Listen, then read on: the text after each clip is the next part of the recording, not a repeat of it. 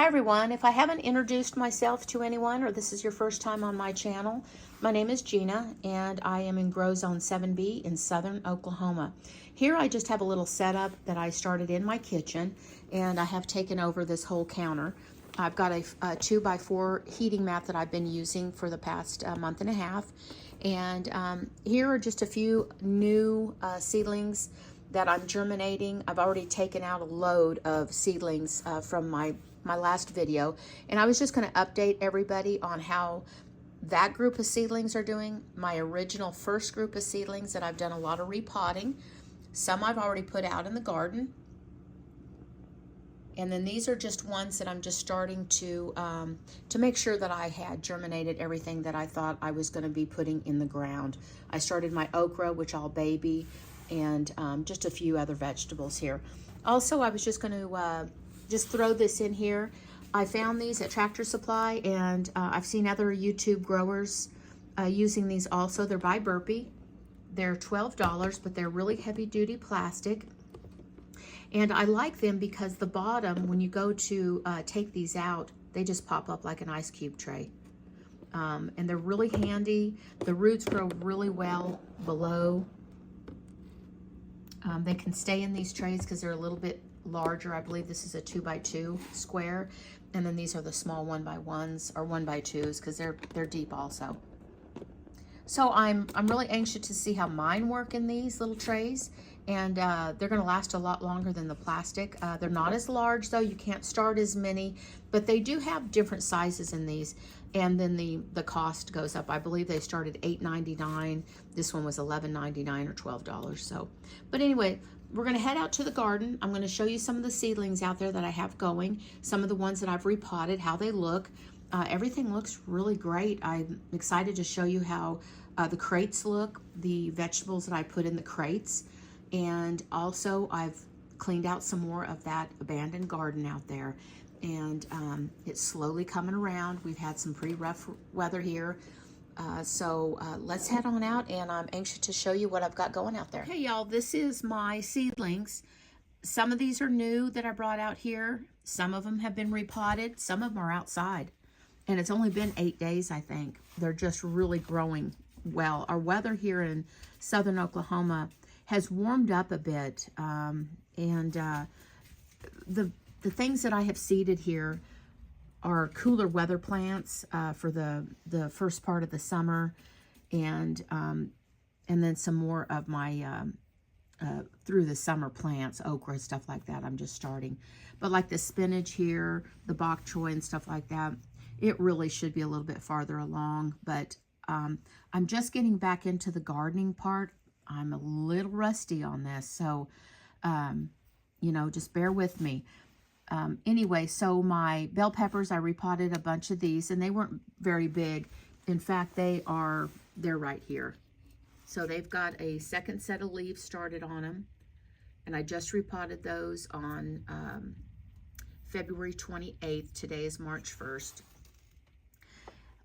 And then I took a few other things out of these smaller cells. My fire away peppers did germinate. I got 4 of them. Last time I think I had 1 popping up out of there. So I'm going to leave them in here for a little longer. Most all of this stuff, except for some of the purple bok choy, I will repot. I did repot some cosmos.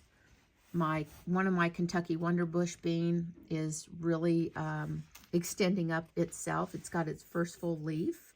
I'm so proud of that. And the bell peppers, and what else did I repot out here? I think, oh, there's that sunflower, that black dye. I got 2 of those that germinated right there. Some of my bell peppers that I brought out here yesterday from inside the house. So I have moved some things out here. So let's go ahead and take a look at the garden real quick. Okay, so I'm out here in the garden area. And if this is the first time y'all are watching me again, this is an old 3-year abandoned garden. I grew beautiful flowers out here in above ground containers, and it was absolutely beautiful. I have had no help with the cleanup, and so it'll be a slow process, but this area has been abandoned for 3 years. It is covered in landscape fabric, but you cannot tell because the weather, the winds and the rains and everything, and the weeds that have just taken over this area. So it's going to be a process, and I hope everybody will hang out and kind of follow me along with the cleanup and the growing, and it is going to be beautiful. I know it will. It'll be beautiful green with flowers and vegetables. These are some of the seedlings that were in the grow room, and I just repotted these yesterday. I've got really nice containers of jalapenos, and my cosmos were repotted. I've got my nasturtium that was repotted. This is one of the Japanese celeries that is really doing well. And it's only one. I know it's funny. I should have about 50 of those, but I don't. My tomatoes are repotted, and then some zinnias and more cosmos down there. And these are in much bigger pots. These are just pots that I've saved over the years of collecting flowers and planting stuff. You know how that goes. But this is the seedlings that in my last video 8 days ago really looked farce. Not a lot of growth out here, and they've really picked up. I did fertilize them with some seaweed, liquid seaweed fertilizer, and a little bit of like a 2-2-2 NPK, very, very low. No harsh fertilizing yet. It will kill these seedlings. These seedlings actually should still be inside, but some of these plants, like the carrots, the spinach, the cabbages, the kale, they can even take a light frost, but you have to be careful. You don't want to put them out too young, because if they really are just tiny, then they can be killed easily. So the bok choy is another cool weather plant, and it's doing well. I just put the 2 kale in yesterday right there. But look at how green, and they're growing. When the temperatures will fall below 32, I will definitely cover these with an Agribon frost cover. These are the seedlings that were in the grow room, and all in those little tiny tray cells, and are the cups, the little white cups, and they've all been repotted. This group right here. I did tomatoes, some more jalapenos, cosmos, the nasturtiums right here look great. The Chinese cabbage, I've got several of those. I think I've got 5 or 6 of those. 4, but there's 2 in this one, so 5. I've got 5. This will be the next group that I do today, and I will share a video of how I repot my seedlings. The tomato here, I can see the roots. They're just doing great. So they definitely need to be repotted. A great time to do that, and they will thrive. The calendula is just kind of being destroyed by probably my cat. Then the lettuce here, I can see paw prints through it, but it looks good. This is the best it's looked. I think it is finally, it's just a mixed variety of lettuce. And I hope the cat does not destroy this. Usually when they're this small, I mean, animals don't see vegetables. They just see really fluffy dirt. The onions are doing well. One of them was uprooted, and I put it back in there, but the roots were really nice and strong.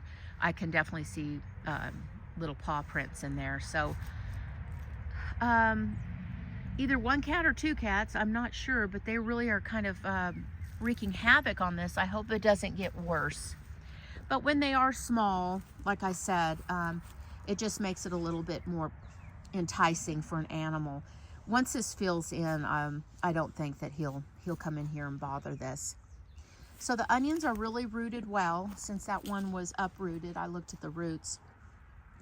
Also today, I'm cutting out my garden area here. I will cut 3 feet across and then 10 feet up. And each yellow line on the landscape fabric, if you can see this yellow line to this yellow line, is a foot across. So I'm going to go 1, 2, 3 feet across, and then I'm going to go 10 feet long.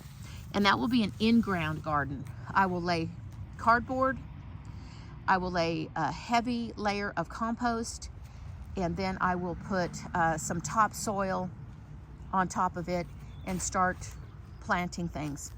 But those will be for the in-ground. The cardboard, it will be a light layer under there, but it will help suppress the weeds and the weed seeds that have fallen down through this landscape fabric over the year. They shouldn't be really bad, but I don't want to take a chance. The landscape fabric, of course, is laid down underneath the containers. And these containers here, I will have a total of 6, 7, 8 of them here. And then, and I will have those placed today. And then I'm also going to cut out my 2 areas here, and they will also be a 3 by 10. Again, the irrigation will run in a straight line to them. It will be where I can maintain the water, the watering, and also keep big areas to walk. So anyway, and then I have the fence area here for squash, okra, medicinal plants, and so forth. I did notice over here in these big pots that I couldn't move, and there was still so much soil. They were about halfway full, so I put compost and then I topsoiled it. And then I have planted red onions in this 30-gallon pot, and they are really germinating nicely.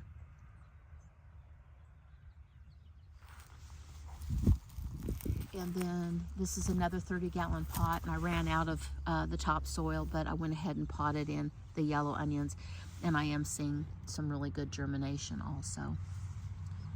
So anyway, that is just a short tour of my abandoned garden, and the journey begins. And as you can see, some of the things have come up, and they're green and pretty and healthy, and this is just the beginning. So the next video I share will be cutting out the garden area and layering it and getting it ready for planting. Thanks everyone. Hope you have a great day.